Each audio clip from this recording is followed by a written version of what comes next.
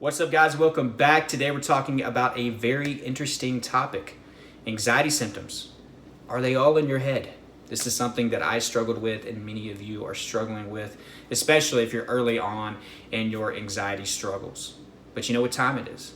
Smash the like button down below if you're ready to kick anxiety in the butt. Leave me a comment.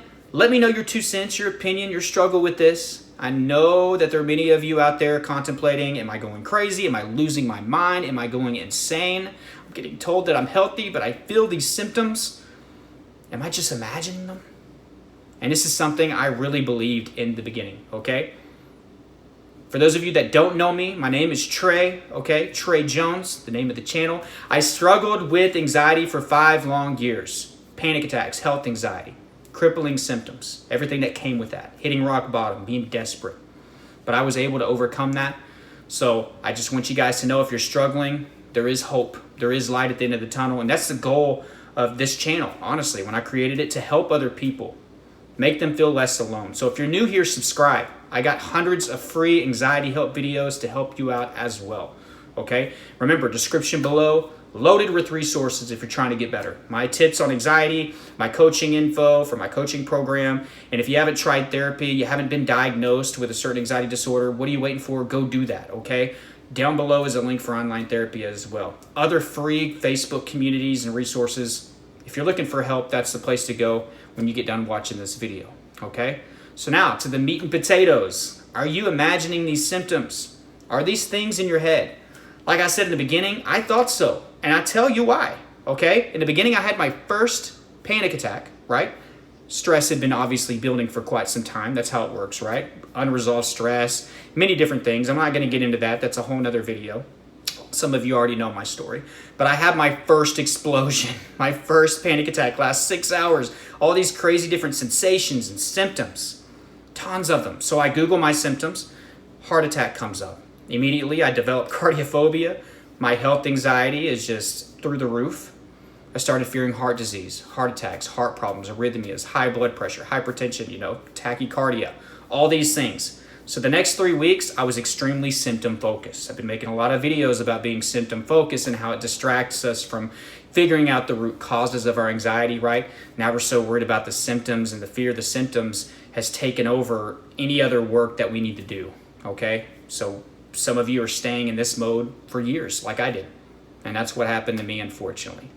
But I have all these symptoms, and I put off going to the doctor originally because I was just scared to go to the doctor. I couldn't bear the news or hearing that I'm going to die from heart disease at a young age of 20, That's whenever this stuff started for me. I was very young. I was in shape. I wasn't living the best lifestyle. I definitely wasn't, having any healthy habits or practicing healthy habits. But I still was in really good shape. It wouldn't be likely for me to have heart disease, but my health anxiety was already in full gear. So what do I do eventually? I get desperate. I'm like, okay, I need to get checked out. I need some type of reassurance. And many of you have been there. So you go to the doctor, whatever disease you're fearing or problem you're fearing, hopefully they give you a test, either blood work, maybe you get a CAT scan, an MRI, an EKG. That was the first bit of reassurance that I got. Or a stress test, ultrasound, sonogram, vitamin deficiencies, thyroid tests, whatever. Whatever you're fearing, you get it tested. And then they tell you, looks like you're healthy. Seems like it's anxiety. And it starts to really freak you out. You're like, look, I think you're misdiagnosing me. Because I'm feeling a lot of different things going on in my body. And I know many of you are there too, right? You go to the doctor, you get told that you're fine. Some of you actually are happy when you get told that you're fine. I know the first time I got told I was fine, I was like, kind of weird, but thank God, maybe this is anxiety. Then you go home, the symptoms come back. Then you start to distrust the doctors and you start to grow paranoid because honestly, the doctor's telling you that you're fine. For most people, that's not going to rewire your new awakened fear to this disease or death, okay? So they're not going to rewire you by just telling you that you're fine. Oftentimes this continues, the doubt, the fear, because the symptoms come back. And you're like, if I'm fine, why would they come back? That should have been good enough, right? It takes longer than that. Some of these symptoms now are on autopilot. So I got told that I was fine, and I was happy at first, and then the symptoms come back, and then I get told that I'm fine again when I go back. And then I start to really believe that I'm losing my mind, that I'm going crazy, that I'm imagining these symptoms. And I believed that for the longest time. I was like, God, just get this out of your head. I didn't understand. But guys, I'm here to tell you, if you're dealing with anxiety and you feel these sensations and these symptoms, those sensations and symptoms are real. You just can't pick it up on an MRI, a CAT scan, blood work, sonogram. Sometimes tension can be picked up, like we can see knots in somebody's back. We can feel knots. A lot of this is tension. But the traditional testing usually doesn't pick up on things like that. And the thing is that we're fearing disease, so it's going to pick up on something that would cause that symptom. For instance, if it was cancer and you got a CAT scan or an MRI, which usually the MRI or a sonogram to check it out, depending on where it is, they're going to find something that would cause that symptom. And you're not getting that. You're just having the symptoms of anxiety. You can't pick those up on tests usually. So it gets us thinking. We're like, man, what's going on? Am I imagining these things? Anxiety starts in the mind, sure, with our negative thinking or trauma or something that happens to us, right? Not handling adversity, whatever the root causes. It gets bad until it manifests in physical symptoms. So it's not all in your head. It may have started there, but now it has gotten so bad that it's physical.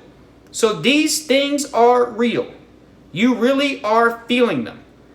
The problem is now, since you are extremely scared and you have this new awakened fear to it, you are very in tune to what's going on in your body. You are feeling every little thing. You've heard me say this, every bubble, every gurgle, every twinge, You start to wonder what this hiccup means. Or if I'm belching, you hear your heartbeat in your ear more than you used to. You feel your heartbeat more than you used to. You feel your gas or whatever going on in your stomach more than you used to. You're very in tune with everything. Every time something tightens up, it's like, bam, what's that? Bam, what's that? And then it's just fueling the symptoms to continue. You're also still wired to negativity. That's obviously why your anxiety has gotten this bad, right? You're wired to negativity. So what happens when we're negative about a symptom? It gets worse. How many times were you told, when you were a child, not to cry about this wound or this boo-boo or scratch or bruise? Why? Because it's going to get worse. It's not going to feel any better by you doing that, right? So, yeah, many of you are not crying about your symptoms, but you're certainly being negative about them. So guess what? Same logic applies. They get worse. Negativity and fear is fueling the symptoms. Now you're focused. Now you're very in tune with it. So you're feeling everything much more than an average person. I said in yesterday's video, go check it out. It'll be at the end of this video. I don't feel probably 95% of the things that I used to feel whenever I was going through my anxiety. And let me tell you, it's amazing not to feel all that. But I just don't feel those things anymore. Part of recovery is having to desensitize your body, to stop being so in tune with these things, to stop focusing so much, to change our reactions to a positive reaction or a proactive reaction versus a fearful and negative one. Okay? But the symptoms that you are feeling, I'm telling you, they are actually happening. That's why you feel them. You are not imagining pain. What are you doing? You are catastrophizing a minimal symptom into something much more. Okay? Also, like I said, 90% of our symptoms, in my opinion, are caused by muscle tension, which is a symptom of anxiety, but it's a primary one. Has a lot of secondary symptoms that come off of that. So muscle tension is easily controlled by negativity and focus. Focus in on one area, it can tighten up. This explains why many of you can fear a certain disease and you know where the symptoms are. You start feeling it there, you start looking, and you can actually send signals to create symptoms in those areas. I'm a firm believer on that. I'm not going to say I'm 110% certain, but that's my honest opinion. But hey, I'm just a guy that went through this for years and overcame it.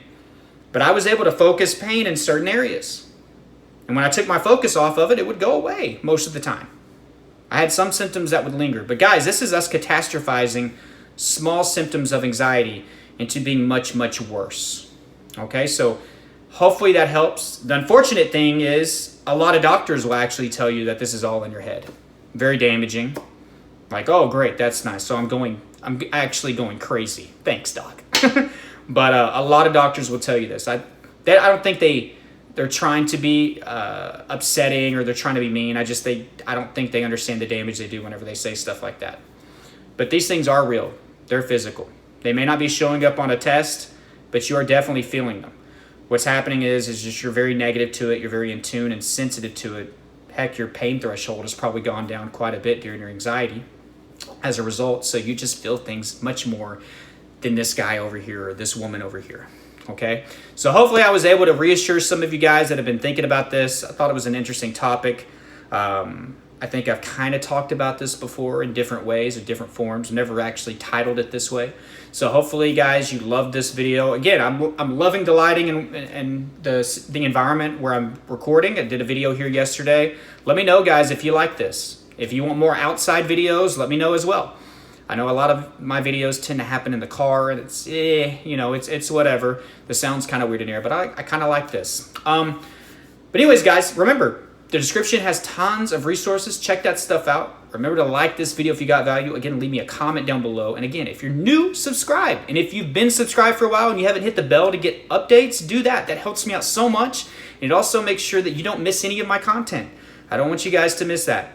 So if you've made it all the way to the end, I'm looking for something. I want you to comment dish soap. I'm right here in front of the sink. So put dish soap. That lets me know that you made it all the way to the end. Guys, I love you all. Keep fighting and keep watching the videos, guys. Bye.